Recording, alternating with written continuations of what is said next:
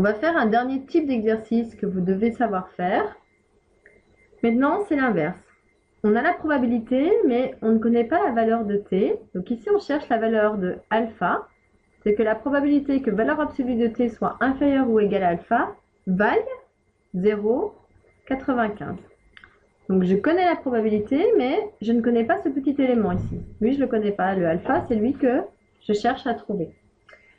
Déjà, dans un premier temps, il va falloir que l'on transforme notre écriture ici, puisque avec la valeur absolue, je n'ai pas de formule ou je ne peux pas encore chercher dans mon tableau cette valeur de probabilité.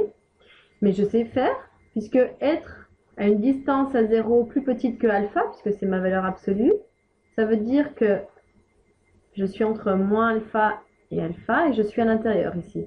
Tous les nombres qui sont à l'intérieur sont bien à une distance plus petite que alpha. Donc cette probabilité, elle se transforme en étant la probabilité pour t d'être compris entre moins alpha et alpha. Cette formule, je la connais également, puisque être entre un nombre et son opposé, c'est la formule bleue. Donc je dois calculer 2 pi de alpha moins 1. Et donc on va essayer de trouver pi de alpha ici, pour pouvoir le lire dans le tableau, et à l'inverse, trouver la valeur de alpha la plus intéressante. Donc ça, c'est une équation. Donc première chose, eh bien, il va falloir ajouter plus 1 des deux côtés. Donc je vais avoir 2 pi de alpha qui va valoir 0,95 plus 1, c'est-à-dire 1,95.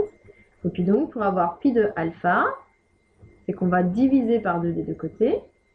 Donc on aura 1,95 divisé par 2, c'est-à-dire 0,975. Donc je connais la probabilité, c'est-à-dire que ces nombres 0,975, je le connais dans ce tableau. Et le but, c'est de trouver la valeur de t, donc pour nous, trouver la valeur du petit alpha, telle que j'ai cette probabilité. Donc on va la chercher dans le tableau. Donc le 0,9750, en fait, il est juste ici. C'est-à-dire il est à l'intersection de 1,9 et de 0,06. Ça veut dire que alpha, il vaudra exactement 1,96.